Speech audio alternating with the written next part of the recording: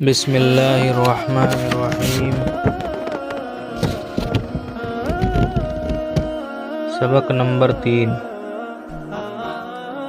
شادی ذمہ داریوں کی ابتدا۔ شادی صرف دو انسان مرد عورت کے ملاپ کا نام نہیں ہے، بلکہ یہ وہ بندھن ہے جس سے ان دونوں کی آزاد زندگی پر نکاح کی بیڑیاں لگنے سے ایک ذمہ داریوں کا نہ ختم ہونے والا سلسلہ شروع ہو جاتا ہے، جو ان کی موت تک چلتا رہتا ہے اور روز بروز ذمہ داریوں میں اضافہ ہوتا رہتا ہے۔ شادی سے پہلے دونوں میاں بیوی آزاد ہوتے ہیں، لیکن شادی کے بعد دونوں پر ذمہ داریاں عائد ہوتی ہیں۔ شوہر پر بیوی کی تمام ذمہ داریاں عائد ہوتی ہیں، اسی طرح بیوی پر شوہر کو خوش رکھنے، اس کے اطاعت و فرمانبرداری کی ذمہ داریاں عائد ہوتی ہیں۔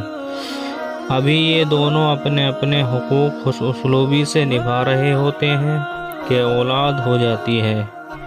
اب ان کی زندگی میں ذمہ داری کے ایک نئے باب کا اضافہ ہوتا ہے۔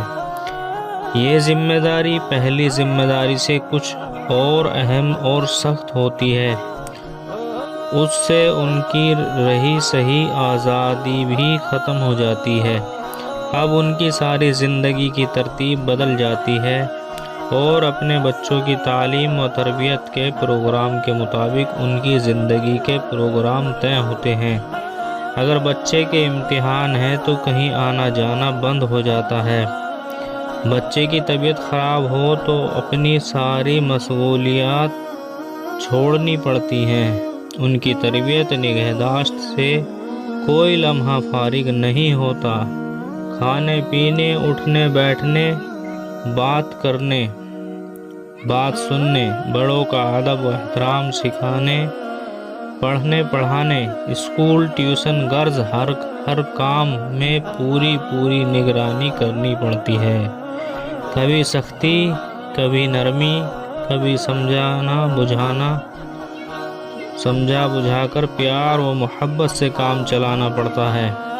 غرض ہر طرح سے پوری نگہداشت کی ضرورت پڑتی ہے۔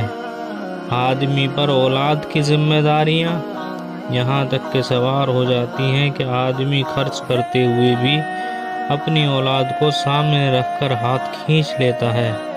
رسول اللہ صلی اللہ علیہ وسلم کا ارشاد مبارک ہے کہ بچہ بخل اور بزدلی کا ذریعہ ہوتا ہے۔ باپ خرچ کرتے وقت یا کہیں لڑائی جھگڑے میں یہ سوچ کر پیچھے ہٹ جاتا ہے کہ بچے ہیں، ان پر خرچ کروں گا، یا اگر مجھے کچھ ہو گیا تو بچوں کو کون سنبھالے گا۔ شادی سے ذمہ داریاں شروع ہوتی ہیں۔ فارسی والوں نے اس کی اس مصرعے میں خوب عکاسی کی ہے۔ ترجمہ: جب کھونٹے سے بندھ جاؤ تو پھر بندھے رہو، یعنی جب شادی کر کے ان تمام ذمہ داریوں کو سر پر اٹھا لیا ہے تو اب ان ذمہ داریوں کو ہی پوری طرح نبھاؤ، ورنہ اگر نبھانا نہیں تھا تو شادی ہی نہیں کرنی چاہیے تھی۔ اب جو جواں مردی یہی ہے کہ تمام ذمہ داریوں کو خوش اسلوبی سے نبھایا جائے۔ اللہ تعالی ہاں یہی مطلوب ہے، اور دونوں جہاں میں اللہ تعالی کی نعمتوں کے حصول کا ذریعہ بھی یہی ہے۔ اللہ تعالیٰ کے حسن سے زیادہ نیک عمل کی توفیق نصیب فرمائے، آمین۔